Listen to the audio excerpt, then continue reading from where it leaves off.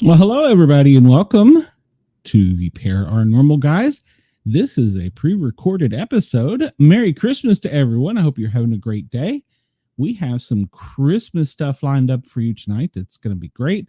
I hope Santa was good to you. Let's see who we got hiding backstage here. I got the one and Hey, only beautiful Amanda. How are you this evening? I'm great. How are you? Oh, I'm good. Santa skipped me, but hey, what do you? Oh no. Well, I was expecting that. I got a lump of coal, so. Ugh, not the coal. I got that one year. It sucked. Yeah. Well, he could at least left beer or liquor, but oh well. I guess I should have put cookies out. So You didn't leave the cookies. That was the problem. that's it. Well, we have a great guest tonight. Doug has written a book about. Well, it's kind of a Christmas Carol with a firefighter's twist on it because he is also a firefighter, and I'm not going to say paramedic because I forgot to ask him, but he is still working in Columbus. And let's talk about his book. Hello, Doug. How are you? Hello, everybody. Merry Christmas. Hey, Merry Merry Christmas. Christmas. Thanks for having me on. Hey, it's our pleasure. Thanks We're for being glad to. here. So, tell us a little bit about your book and what inspired you to write the book. All right. So, my backstory is that I started fighting fire about 33 years ago as a volunteer, and then I moved into a paid job on Columbus Fire 25 years ago, and I've been there since. I am a paramedic and a firefighter, and now I'm also a lieutenant, and I'm in charge of a ladder company on the south end of Columbus, Ohio. So I'd always been kind of creative in high school. I liked creative writing. When I graduated high school, I moved into the fire department, and I kind of put all that aside beside me. I just never really looked into it too much. And after doing, quite a few years in the fire service back in 2007, I had a pretty terrible call where a little boy died in a car wreck, and it was a pretty rough call for me, and I struggled quite a bit. And I had seen a lot of stuff in my career up to that point, but there was something about this one that just hit me wrong. Maybe it was just all the stuff I've seen, just building on itself. But this run really affected me, and I knew while I was standing in the median of the freeway, the outer belt, I knew something had changed. There was something different in me. I just felt like the world had changed just now. I didn't know why, and I was struggling with it. And so we got done with the run. This little boy, we actually, because of the traffic and we were on the outskirts of town, we actually flew him to Children's on a helicopter on med flight. And he lived for another day, and then he ended up dying in the hospital. And I struggled quite a bit. I went back to the station. I finished my day, and then I went home. It was getting close to Christmas time. It was in late November, early December, and I struggled for a long time from this. Me and my wife started having some problems, and this was all my fault. This was because I wasn't willing to admit that there was something wrong. Every other bad run I'd ever had, I had gotten better. That's how I do things. I just feel better. At some point, I work myself through it. But this one, I was struggling to work through. And shortly after that, trying to find a way to work through it, I decided to start writing some books.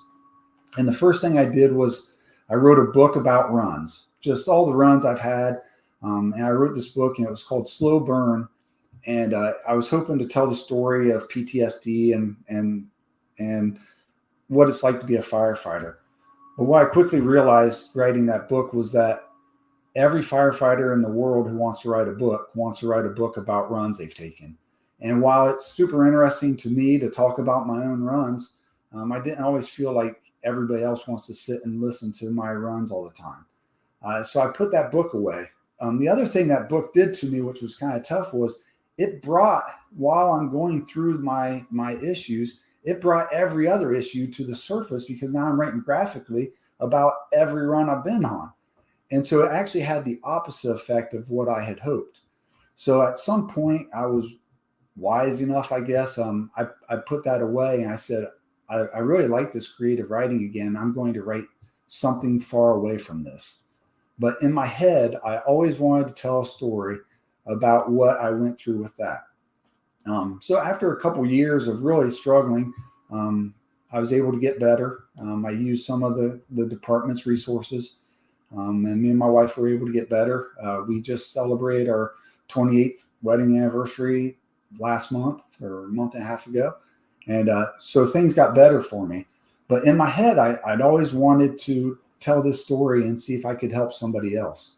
The biggest reason is I want to tell somebody else that if you're going through this, you have to recognize you're going through it to be able to get out of it. And so I wrote a few books. I got a publishing deal. I put, I think, 4 books out with a publisher. The publisher ended up going out of business, and they gave me my rights back to my books. So having the access to freelance editors and cover artists and all this stuff, I decided to just put books out myself. And so for a few years I was writing, and I wrote some fantasy novels. I wrote a series about werewolves being sold as pets, which I think is pretty interesting. It's called Tamed. And I try and put firefighters in a lot of my books. So Tamed is basically, it's a female firefighter who gets attacked by one of these pets that goes rabid or whatever. And as she's trying to figure out why she's changing, the company that sells these can't let the world know or the government know. And so they send people out to eliminate her. And so that's the story. So it's a little horror, a little action, but it was one of my most popular books, actually. It did pretty well. And then I did a sequel to it, and there'll be a third one eventually. But I'm getting off topic a little bit. But in the course of all this writing, I always kept going back to what I set out to do in the first place. And one Christmas, probably in 2018, I had this idea: what if I wrote a story based on Scrooge, Christmas Carol by Charles Dickens? And instead of having the main character, this greedy older man that nobody liked, and well, we all know the Scrooge story. I thought, what if I did a firefighter who has PTSD like I had? This firefighter, I was never on the verge of suicide, but this firefighter in my story's on the verge of suicide. And I thought, wouldn't it be cool if he's visited by the 3 ghosts from A Christmas Carol? And he's shown parts of his life, and he's shown how he started his career excited and loving it and the adrenaline rush, and how he progressed to where he is now, and then what's going to happen in the future if he stays on this path. So that was my idea. Now I was working on another book at the time, so I just kind of put it aside. And every once in a while I think about it. I think someday I got to write that. And then maybe a year or 2 years went by, and I sat down and thought, I've got nothing else going on my stories. I'll write that story. And I'll tell you what, I wrote it faster than any other story I've ever written. It just poured out of me. Like, it was just, I had the idea and it just poured out of me, like I said. And so I thought I had something. I really thought I had a good story here. And so I called my cousin, who's also a firefighter. He's an assistant chief now in another department.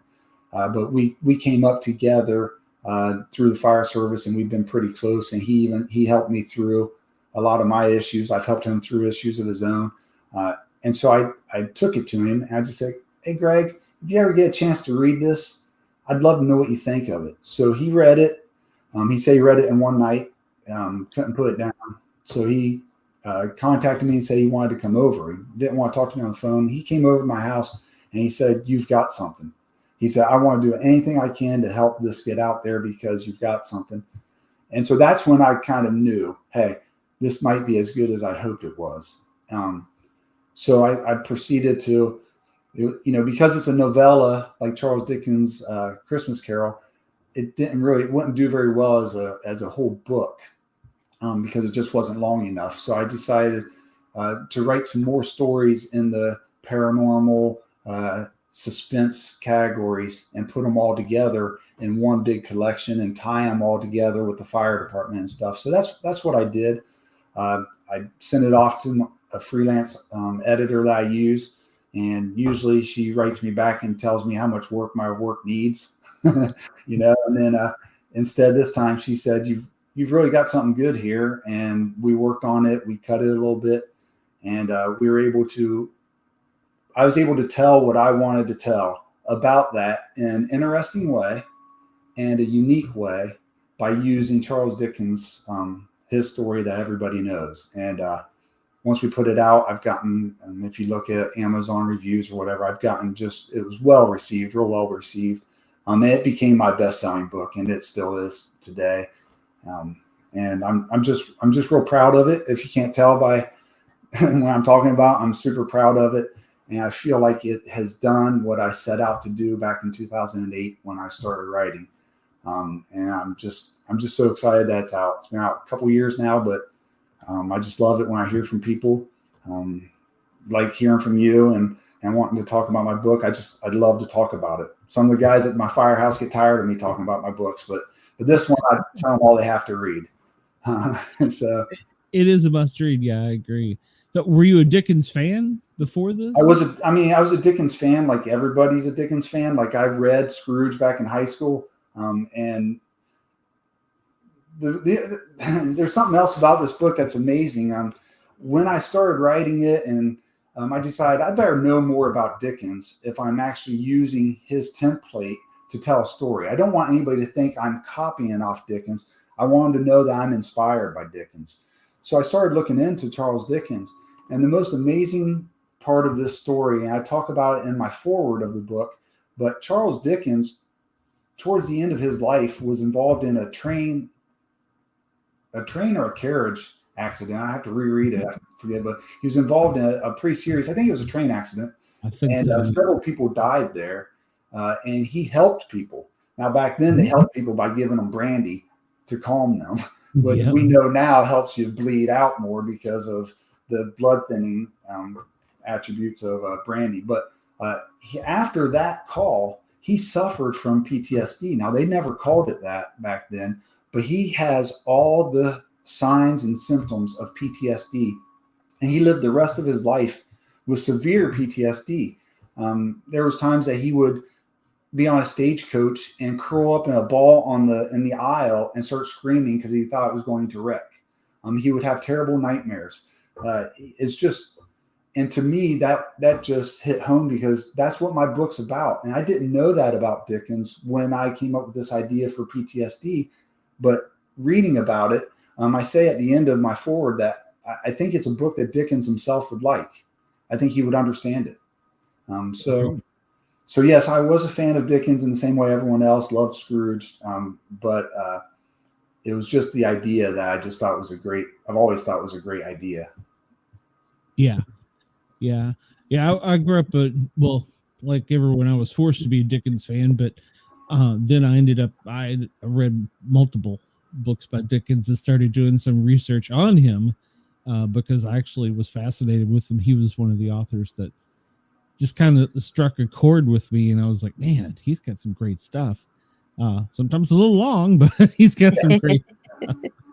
So, back then they got paid a penny a word. So is that what it was? Yeah.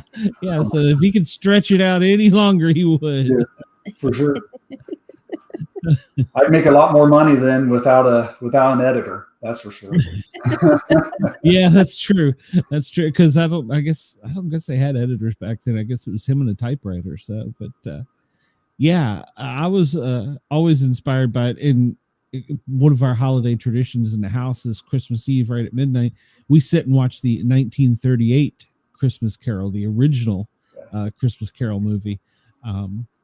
It's just been one of my favorites all my life. So it's kind of like a little tradition. Even my kids, I think, now are doing it now that they've moved out and they're on their own. So now, the animated one with Jim Carrey, I believe it is, came out a few years ago. That one's really close to his original story. I mean, yes. A lot of them go way off and just take aspects of it, but that one's really close to his original story. I enjoy it. I watch that about every couple of years. I enjoy it. Yeah. I like the Muppet Christmas Carol. Muppets? Yeah. My wife loves Muppets. That's probably my favorite version of that movie. I kind of wish somebody. Well, he's too old now. And I just got a brain cramp. Oswald, Christmas Vacation. What's this? The guy's the Oh yeah, Griswold, Chevy Yeah. Chase. Chevy Griswold. Chase. I Love it. kind of wish he had done a comedy version of A Christmas Carol. That would have been great. Well, you do have Bill Murray's Scrooge. Yes. Yeah. So, Yeah. Yeah. I like Bill Murray does a good job. I like him, but I don't know. I like Chevy Chase. I guess Christmas Vacation is never one to be top. So Yeah. love it. yeah, absolutely. It's the time of year where you tune in all these old movies that you love. So yeah, absolutely. Unfortunately, here in Atlanta, we don't get snow, so we just have to watch it on TV. So We get plenty up here in Ohio. Oh yeah. I would trade. So my wife on Sundays, she goes, "All right, is there a snow football game on? That's what I want to see." So, We've already gotten quite a bit of snow here in Kentucky. You do? You do get Yeah. one? Yeah. Yeah. Okay. We've had snow already a few times. Okay. it's been in Nothing the sticks 60s yet. here in Yeah. Atlanta. So yeah, it's been in the 60s. It's Yeah. going to be in the 60s. We may drop to the 40s.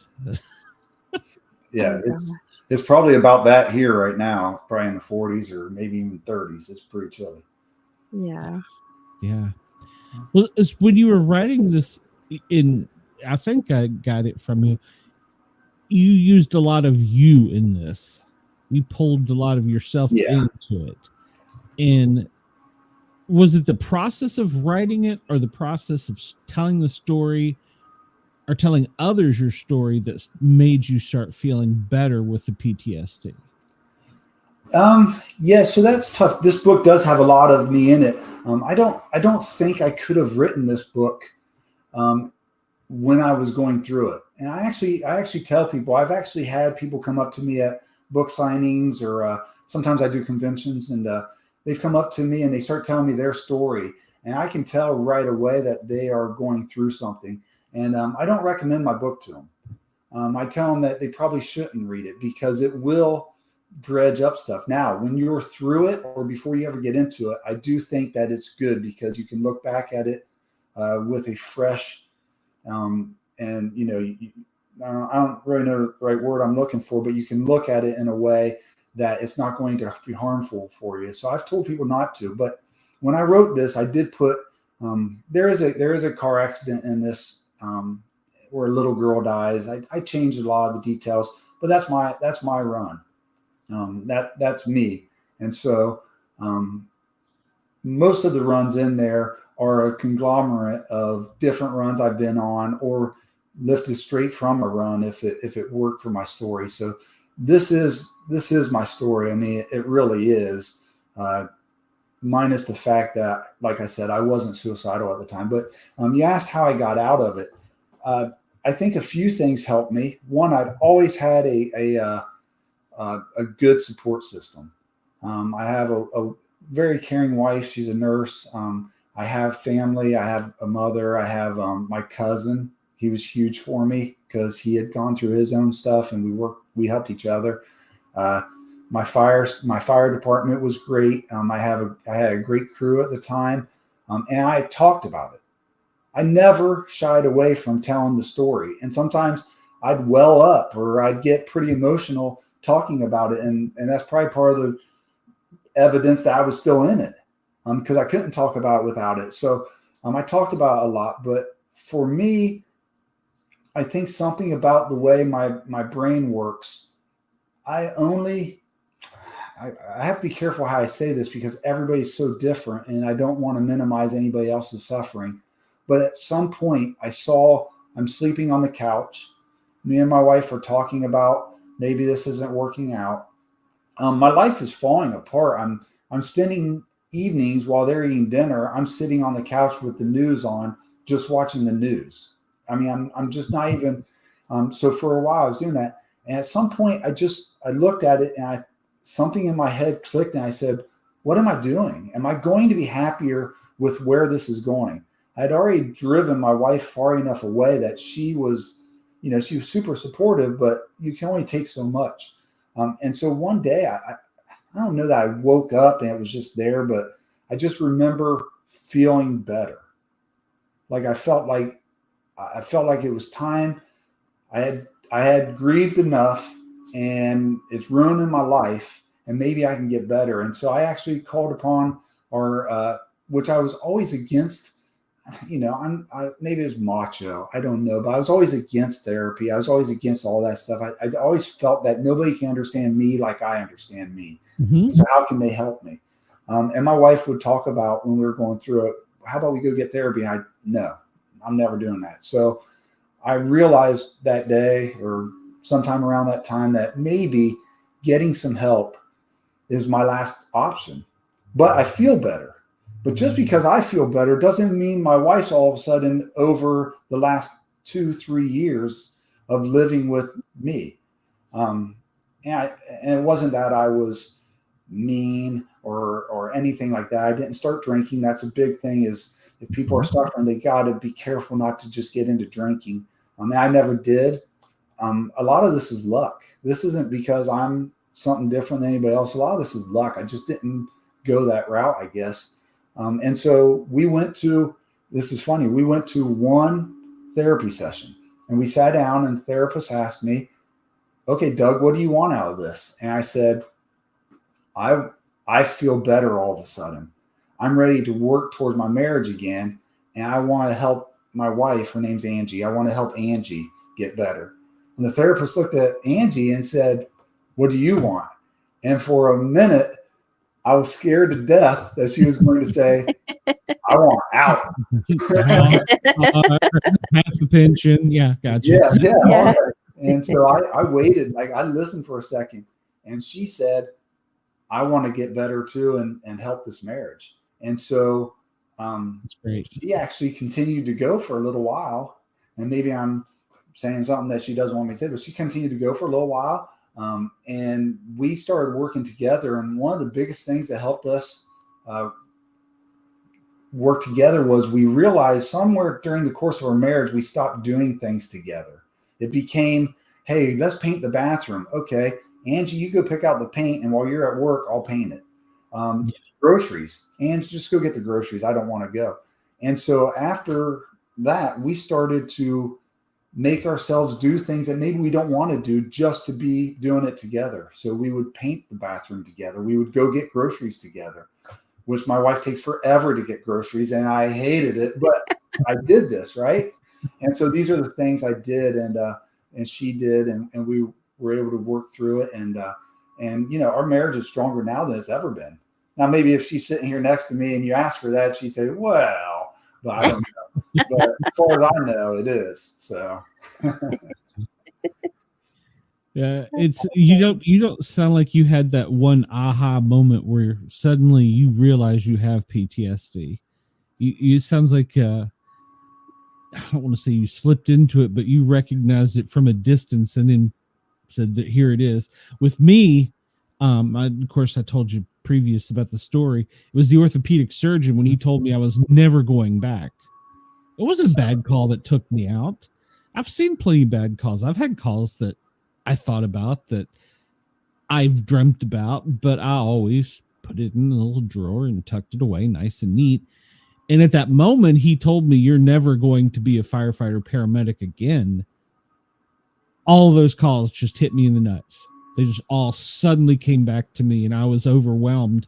And I'm surprised they didn't put me in a mental institution at that moment, because basically all I could do was cry. Yeah. You know, and he's like, well, it's just, you know, your career, you'll find something else. I'm 50, what was that, 52 at the time, something like that. You're not going to find something else.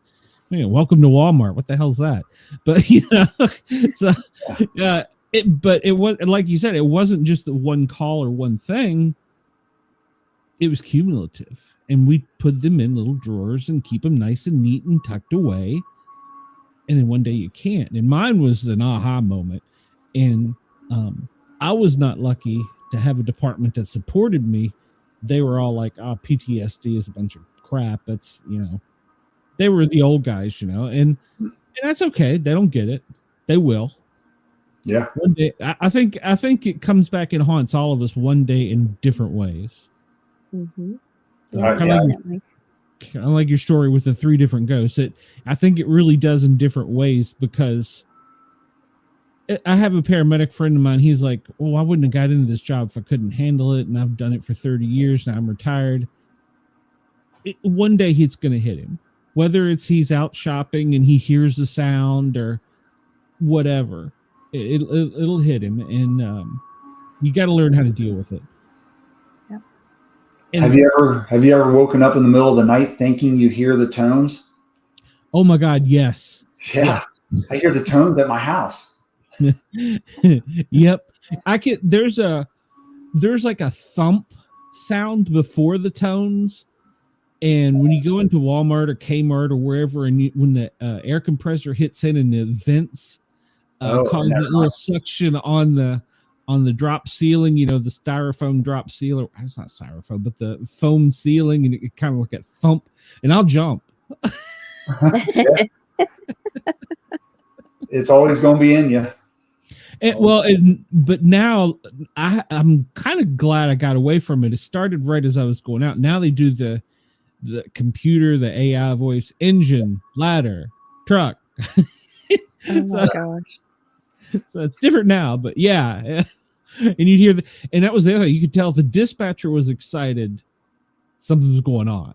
Yeah, you could tell. Yeah. Truck 42, be en route to, and if you hear him, truck 42, I need you to go to. There's always a different tone in their voice. So, and I'm sure you experience it. If it comes in at 3 o'clock in the morning, if it's medical or if it's fire, it's bad. Yeah.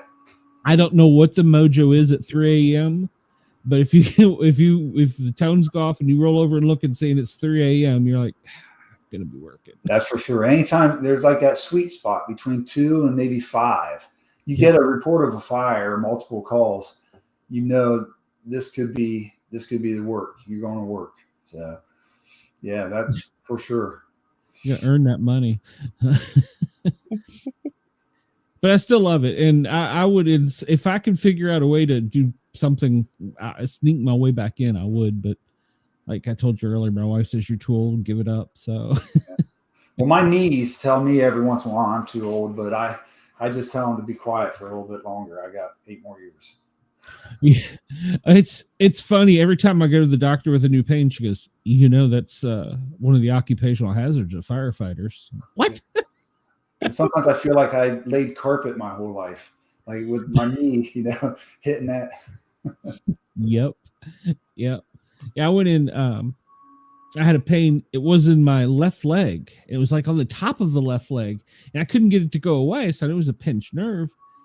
And so she goes through and she's telling me the exercises and things to do. I'm like, yeah, great, whatever. Lose weight, And right before she was done, she goes, this is a thing that happens a lot to cops and firemen. I'm like, what?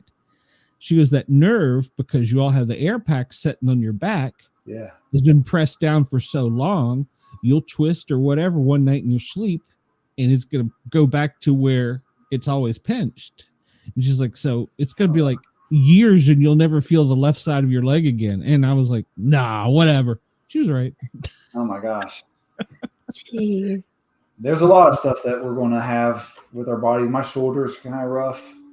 My shoulder's a little rough, but yeah, they put me on CPAP because of the hours. There you go. But like I said, I still love it to this day. Yeah. Now you say you have a son. How old was he when you were going through all of that? So he was born in 2004. So he would have been 4. Wow. So this happened in late 2007 was the run. So I'd say from 2008. So he would have been getting ready to turn 4 until he was probably 7 years old. And hey, I think sometimes I might make it sound like this was just a miserable existence. But I mean, we're still living life. I mean, we still went on vacations. I just might be more like quicker to snap at him, yell at him or something.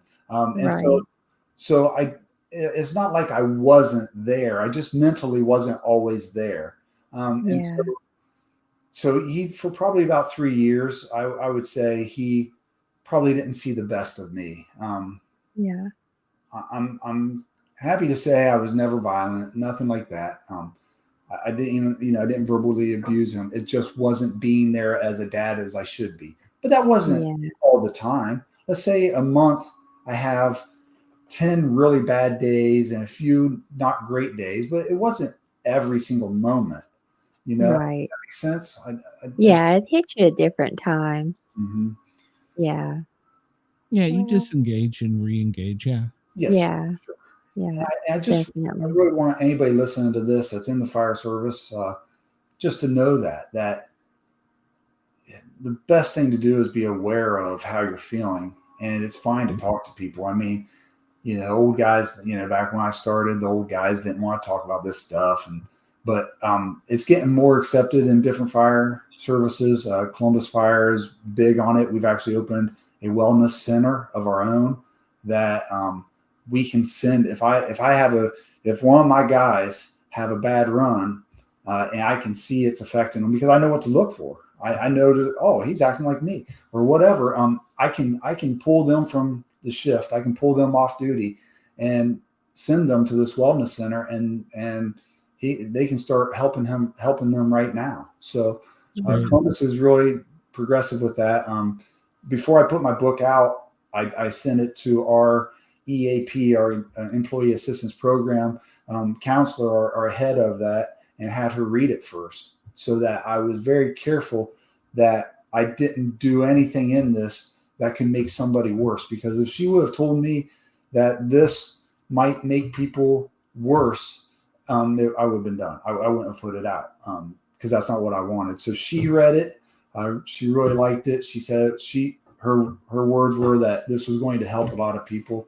And then I let the chief of the fire department read it, and he actually wrote a quote for it and put in there. And they supported me greatly. The truck on the front of the cover, you can kind of probably see my cover behind me. The truck there is my ladder truck.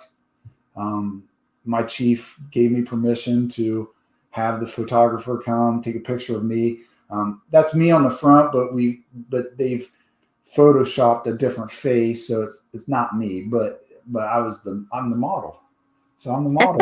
but nice. That's my fire truck.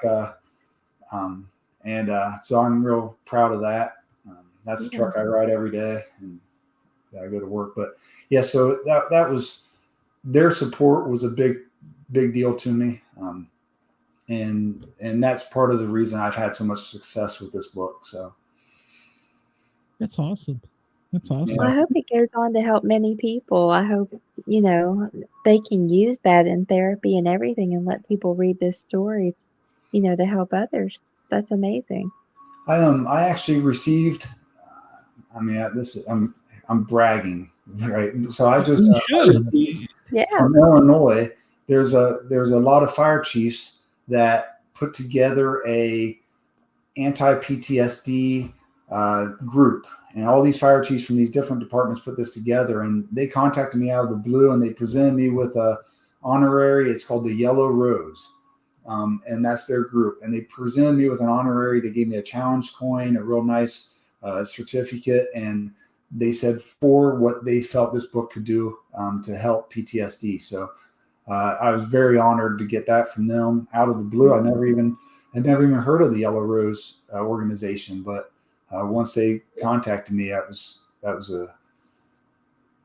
special. That was pretty special to me. So. Oh, yes. Congratulations. That's amazing. Absolutely.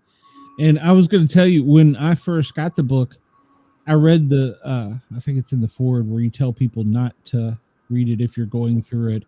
Yeah. And I had to stop and go back to it at a later time. So I'm glad you did that. Yeah. Oh no, it made a difference, but because it could have triggered me, which at the time I didn't know what triggered me. So yeah. They did therapy with me where they had me like listen to the online scanner, of your department and stuff like that to kind of get you back and in talking to them. But I lucked out. The counselor that I got had worked with firefighters before, so she knew we were nuts. Yeah. So, and you were talking about departments. It reminded me, we had a lady on the show. She's a psychiatrist. And she worked for FDNY right after 9/11. Oh my gosh. And FDNY after 9/11 and took a station, an old station that they weren't using. They made it another station, looked exactly like a station, didn't have apparatus in it, and that was her office.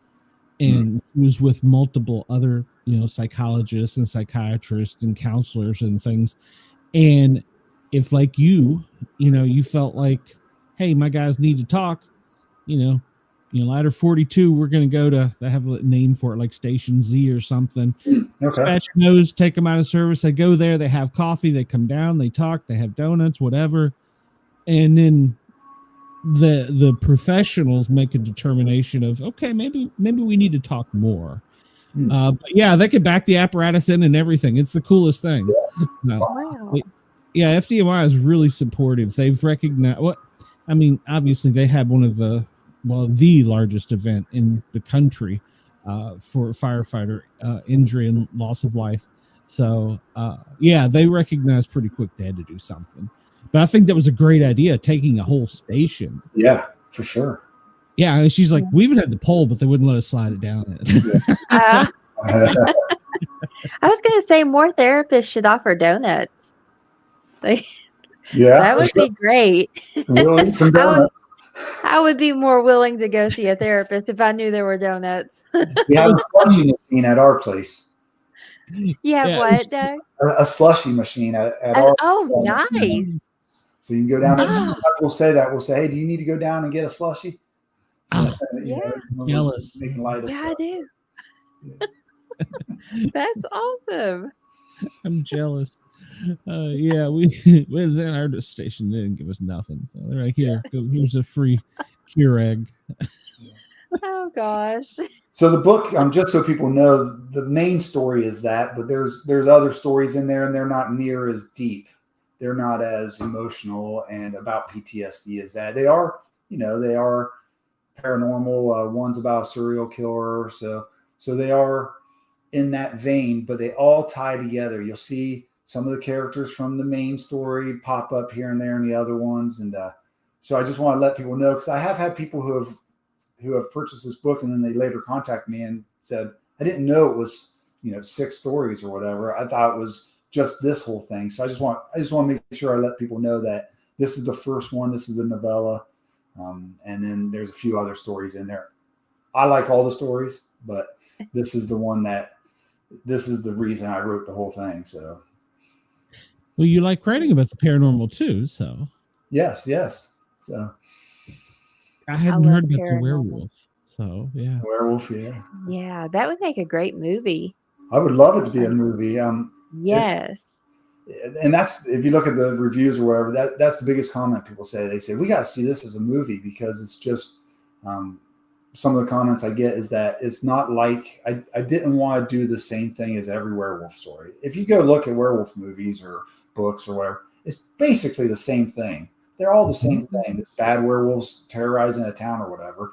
And so I thought, wouldn't it be, and the way I came up with this is I had a Doberman Pinscher, a 110-pound big Doberman Pinscher, and I wanted to write a werewolf story. I was trying to come up with something unique, and I'm sitting there petting him, and he's panting, and I look at his teeth, and I thought, and this dog could really do some damage to me if he wasn't so tamed.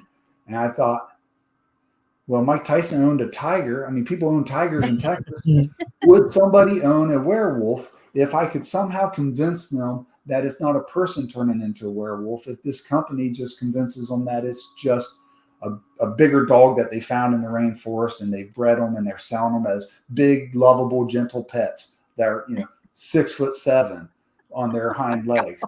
And in my head, my first vision of that was like just a lady walking in the park with this huge, like petite little lady walking in the park with a leash, and a massive werewolf just walking behind her, and her turning around and scolding it, and it put its ear back and like that. That was the thought I had. So that's where the idea came. So I do think it would be an incredible movie, but getting to that point is very difficult. I think Sandra Bullock should be in it. All right. Call her. Like, I've already got thoughts. Yeah. I'll have to read that one. That one sounds great. Yes. I like that type of thing. And you're right. They do tell the vampires the same way every time, it seems like. Yeah. I'm The sorry, vampires, werewolves. werewolves. Yeah. I have vampires on my head because Yeah. I was going to ask if you ever had done Well, anything with them. vampires too. They're Yeah. always trying to find different ways to do these things, and it always turns out the same. Yeah, I made my werewolves allergic to silver. So, I Oh, mean, they've nice. talked about that a little bit, but yeah, so they don't get shot with a silver bullet and they die from that. They die from anaphylaxis. So, as a Okay. paramedic, I know what anaphylaxis is, so I can have my werewolf not just die, he starts foaming at the mouth, his throat swelling up, the whole anaphylaxis. So Yeah.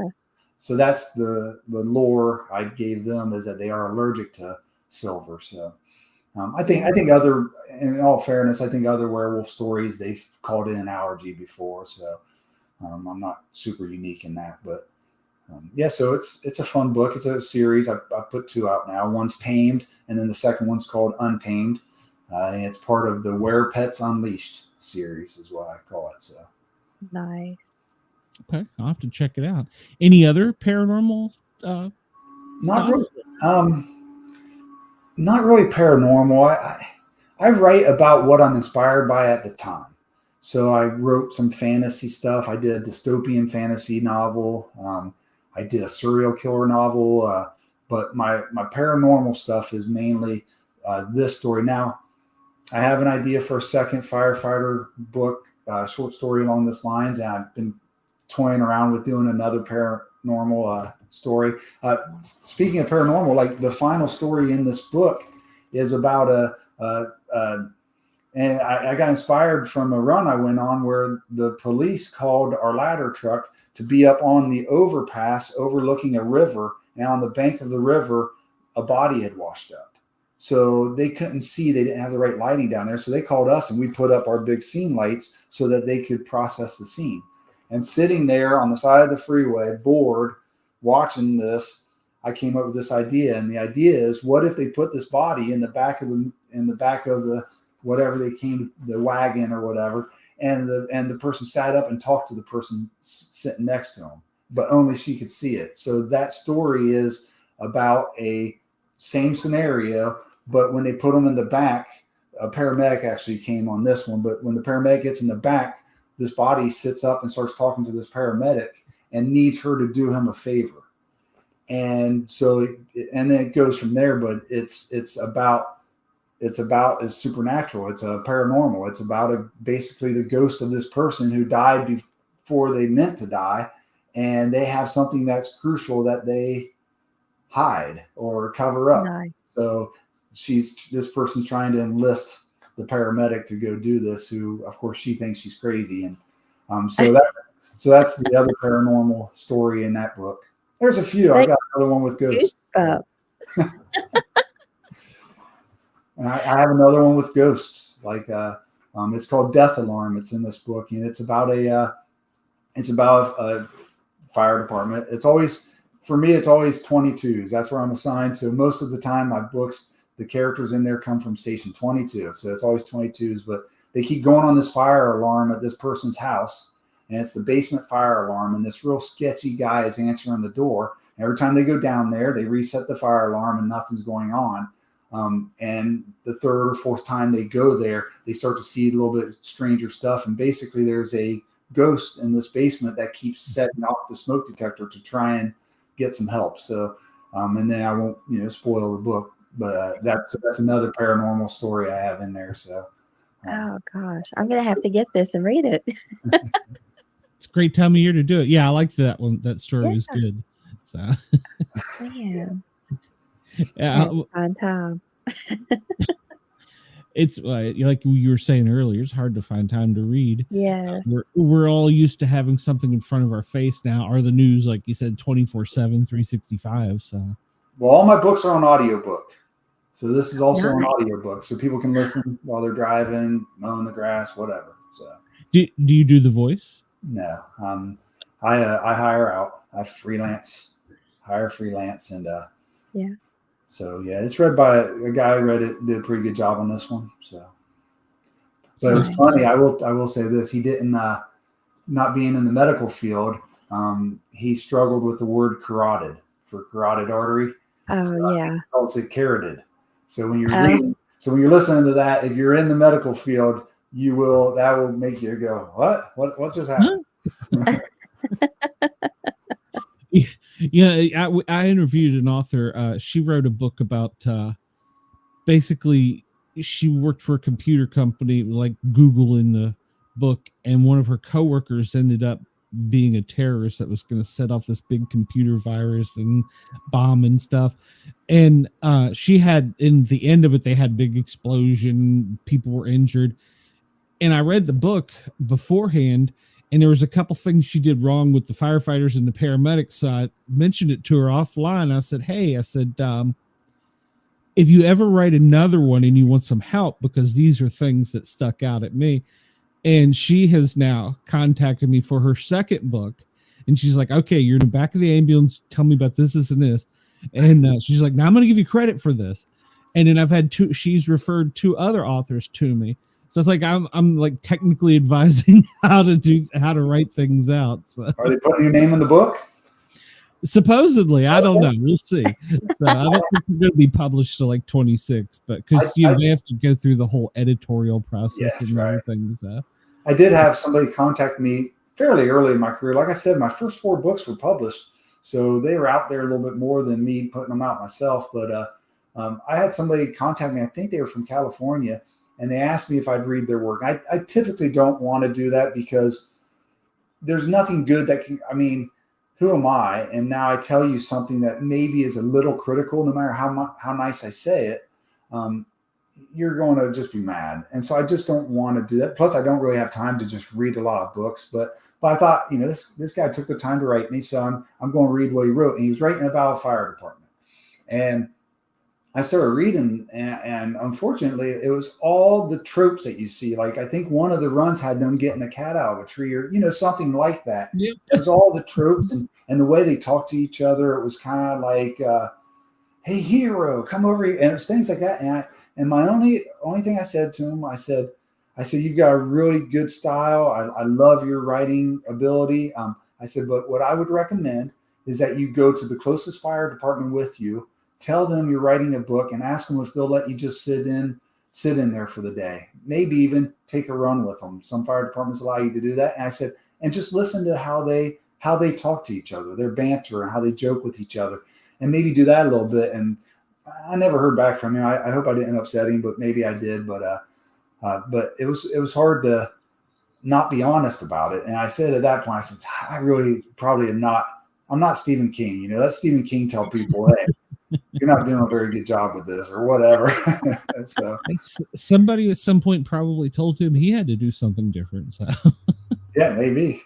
So yeah, well, you're right, and there is no subject off limits at the fire station, and it's the funniest thing. You could go in there and talk about anything. I mean, literally anything, and it stays there, even if you disagree.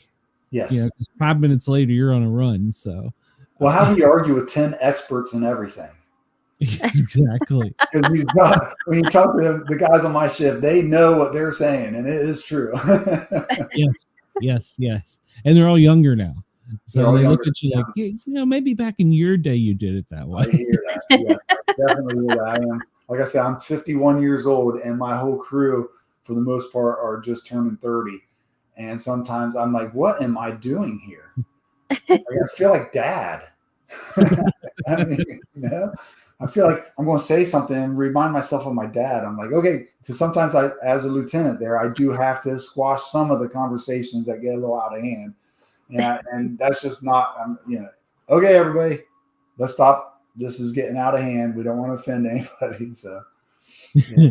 Well, yeah, there are those too. So we've had the chief have to come down. So, but don't they say you can solve every world problem at the firehouse table? Yep. We solve every world problem every morning, just nobody's listening to us. Yep. That's the biggest thing I miss, aside for the rides to the scene, is sitting around that table. Yes.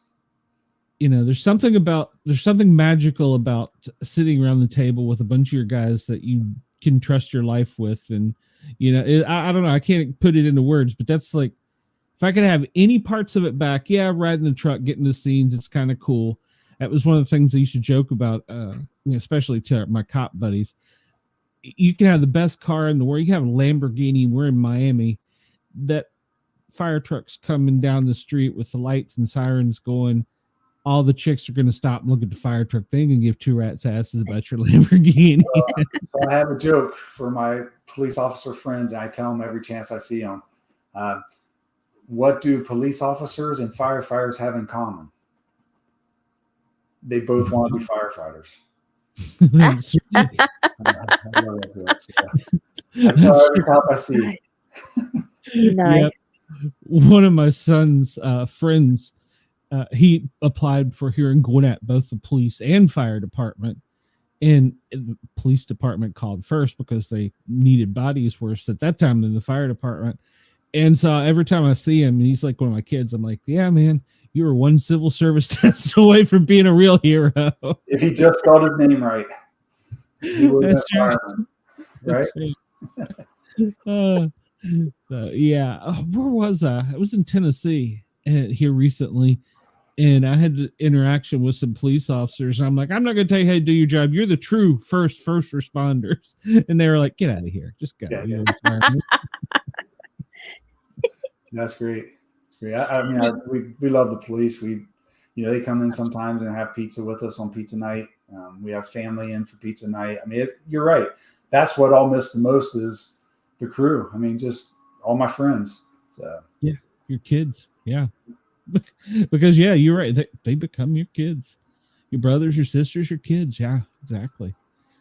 Well, right now one of the topics that's so popular is all these drones. Any ideas about paranormal drone stories? Well, I mean, you have the Air Force saying, Air Force pilots saying they're seeing things that they can't explain. It's some crazy stuff. And it seems like, they used to always say, well, if there were aliens, everybody has phones. Why aren't we seeing them? Well, now we're kind of seeing things. And it's like, is it an alien? So who knows what it is? I tend to think that the government probably works on secret things that they don't want us to know they're working on. And sometimes we might catch that, but who's to say what it is? Yeah. Yeah. What do you think they are, all these drones, especially in New Jersey right now, all that stuff? Oh, well, they're in Atlanta. I was just in Tennessee at my mom's, and they're in Tennessee too. They're popping up everywhere. Wow. And actually, I heard Patterson Wright Air Force Base. That's out by you. Yes, I think I heard something about there. They closed the airspace down. There's a air traffic control recording where the guy is like, we're sending a special team up to sterilize the air. And I'm listening to it going, what the hell does sterilize the air mean? Yeah, but the government says everything's fine, so what could be wrong? Nothing to see here. I think they're still looking for the intelligent life. Is that what it is? They haven't found it? They started up there and they're kind of migrating down. They're like, it ain't getting any better the further south we go. Take us to your leader, and you're like, are you sure you want us to do that? Well, he's already asleep. It's 4:00. So,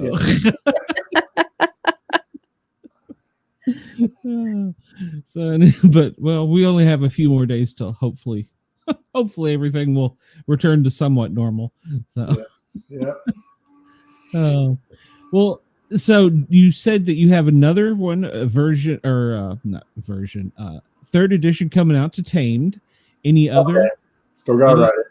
Okay. All right. Well, so I guess that's what I'm getting at. Do you have any in the typewriter or keyboard now that you're kind of piddling with? I always have 3 or 4. And it's when I kind of play with one and maybe I lose a little inspiration, play with another, and then one of them will grab me for whatever reason. And then I'll start writing. So I have a kind of a time travel story that I really like, where our main character actually in one part of it goes back to the Great Chicago Fire on the day of the fire, but has no idea. And so I basically, it's kind of neat because the newspaper he sees, I went and in my research, I went and looked at the exact newspaper that came out that day. And so in my description, it's that. So I have I have a time travel story I'm working on. I have, like I said, another firefighter one that has to do with how fast your career goes. It's called it's a fast ride. So it's about a guy who joins a fire department and then retiring, and I think it's an interesting take on that. I think it's pretty cool. So I'll write that, and then the third in my werewolf series, I've got that I'm writing. So those are the three that are on my radar right now. I'm playing with, and one of them will really grab a hold, and I'll just start working on that. And it usually takes me about 2 years to put out a book. So probably the time travel one is the furthest along, and I'm really liking how it's turning out. So I'll probably work on that one next, but who knows? Yeah, 2 years. That's quite a bit of time to do it. So, and that's from conception to actually where it's on Amazon. I give myself about 6 months before it comes out just for promoting and going on, these shows with like people like you and stuff. And I usually spend about 6 months doing that before it comes out. So that's tied into it. It probably takes me about a year to write it, maybe get it edited. The editing process is, if you have a good editor, which I have the best editor ever, because every time she gets my book the first time, my wife hates it, because when she sends it back to me, I go out and say, she hates me. This editor hates me. She hates me. She hates my book. I'm done. I'm never writing again. I'm done. And my wife always says, okay, take a day to sit on it, and then I'll take a few days, and then I'll dig into it and start taking it one note by note, and then I'll be like, I hate her that she's right. Each one of these notes, she's right. And then by the time she's done just beating me down over the course of a few months of rewrites and stuff like that, I end up having something that's so much better than what I came up with. So I have to give her all the props. But yeah, so the editing process takes a while. So the whole process, probably once I actually buckle down and start working on it, is about 2 years, because I'm doing everything myself. I'm hiring a cover artist and collaborating with them. I'm hiring this editor who I've been using a lot lately, and then I'm putting it out myself. I'm converting it into paperbacks or hardbacks or whatever I'm doing. I'm hiring the audio book person. So I'm doing all of that, and it's a lot of work. And so yeah, like I said, probably 2 years is probably, if you told me right now, write a book today, when can it be out? It's probably gonna be 2 years. Well, Amanda, how many times have we heard that authors would say their editors, they hate me? Oh, a lot. Yeah. It's not an uncommon thing. We've had several authors on there like, I don't know why I do this. Every time I send something off, let's get it back and rewrite the whole thing. What the hell am I doing? So yeah, in my dystopian fantasy, which is probably, so I have favorites like kids. You like all your kids for different reasons. My Christmas Carol is special for everything we talked about. My werewolf story is special just because I think that's a super unique idea. But my favorite book to, like, if I was going to listen to my own book or read my own book, it would be my dystopian fantasy. And there was a character in there that she said, we need to get rid of this character completely. And I'm like, this character's in the whole book. Like, this character does important things. And she's like, yeah, but here's why. And she's telling me why. Of course, I'm not, puff up my chest why I'm not getting rid of this character that I spent all this time creating. And then she would tell me, and we go back and forth, and she convinced me that maybe we should get rid of this character, and I did. And I mean, it's not a whole rewrite, but every time that character was in there, if that character did something important, somebody else had to do that important thing. So that was difficult, but yes, editors they're the best thing that can happen to you. And while you're working on it, and she doesn't take anything personally. I'll write her back. I'll be like, why do you hate every time I write anything? You hate it. And she'll say, just very calm, it's not that, Doug. My job is to make your book the best it can be, and I can't worry about if it hurts your feelings or something like that. Something. Yeah. So. Yeah. Yeah. Well, Doug, I told you we'd only keep you for about an hour, so I want to stick with that. But tell everybody where they can get your stuff, because I'm excited about it. I love your work, and so yeah, you got great stuff. Oh, I appreciate it, and I'm so happy that you contacted me. I had a great time here. I'm an author, so I can be verbose, and I'm sure I talked the majority of this, but I hope it wasn't too boring for your listeners. But yeah, so my books, you can get them pretty much anywhere. If you listen Audible or iTunes, you can listen to the audiobooks. I have their paperbacks, Kindle versions. This actual book that we're talking about the most today is in hardback also. You can get them at Amazon, Barnes and Noble, just anywhere you can buy books. I think you can order them on a Walmart or Target's website. So anywhere you buy books, you can get my books. Sometimes they're a little difficult to find just because I am not a superstar author. This is my side job. But if you put my name in with Tamed, something I didn't take into account when I wrote Tamed, and that was the name, and then I put it into Amazon, I see that almost every erotic book ever written is named Tamed.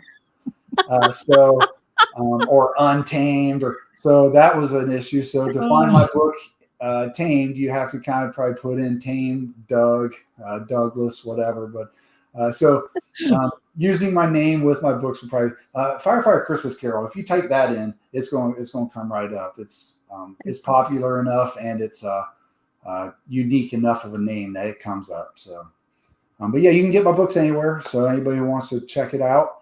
And my email's in there. I welcome any kind of emails from anybody. I love hearing from people. So it's in the book, probably on the back cover. And but this was great. I hope everybody has a Merry Christmas. And I'm so thankful for you having me on here. And hey, when you get your other books out, I want you to come back. I want to be on the podcast tour. So, and before you go, I want to tell you, you said Tamed. I'm a Bigfoot person. And I look for people that research and do things on Bigfoot. And I found this lady, and she was an author, and she's knows everything there is to know about Bigfoot. And I'm like, I got to get her on the show. And I got her on the show, and one of my other co-hosts was on with me that night. And she does the research and knows everything about the cryptids, but then she writes paranormal erotica. Okay. And about 2 minutes into the interview, I was like, uh-oh. I'm a little lost here. Yeah. Luckily, my co-host did a great job. You weren't there, I don't think, that night, Amanda.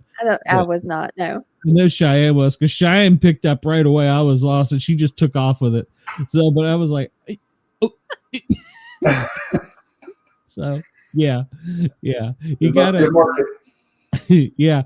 And apparently she's very good at it because she's a very popular author. So. Okay. Awesome. Who knew? Doug, have a great night. A Merry Christmas. I hope to hear from you soon, and I want to get you back when you do the other books. Sounds awesome. Thanks, guys. I had a great time. Thank you. Yes, thanks, Doug. All right. Thanks a lot. Appreciate it. Have a good night. Merry Christmas. Merry Christmas. Wow, that was awesome. Yes, he's fantastic. I've already added his book to my cart on Amazon. Mine is so full. All right. Well, everybody, we appreciate you taking your Christmas night and tuning into us. Yes, we are pre-recorded, but we are with our families doing something fun that we love. And I don't know, maybe we'll come back after the first of the year and tell you what Santa really did for us. So probably still that lump of coal. That's it. I'm still working on a New Year's Eve show, our New Year's show. So maybe we'll have some more details then. Everybody have a Merry Christmas. We will see you soon. Merry Christmas. Merry Christmas, everybody. I gotta find the button to push. He's got the button. Button. Where's the button?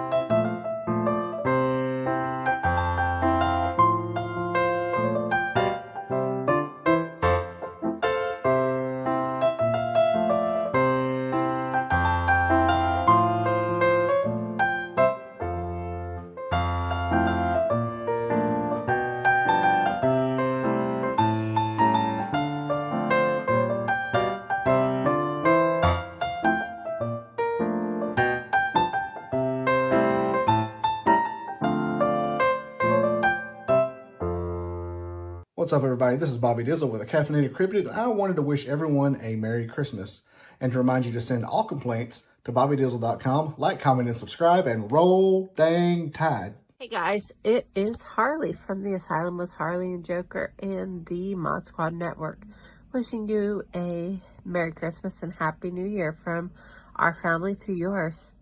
Well, Merry Christmas, everybody. I hope you have a wonderful holiday season, and we'll see you next year. Hi everyone, your favorite misfit stopping by to wish you all a very Merry Christmas, Happy Holidays. Hope that you all get that much needed time away from work or school or whatever you're doing to be able to spend this very important time of year with your friends, your family, or having that little bit of you time that you need just to, sit back, relax, enjoy the good food, the good Christmas music, the good Christmas movies. Do whatever you got to do for the holidays, baby. But, of course, I know that you all have been incredibly good this year and not on the naughty list like some of us. It's only like the 28th year in a row, but who's counting?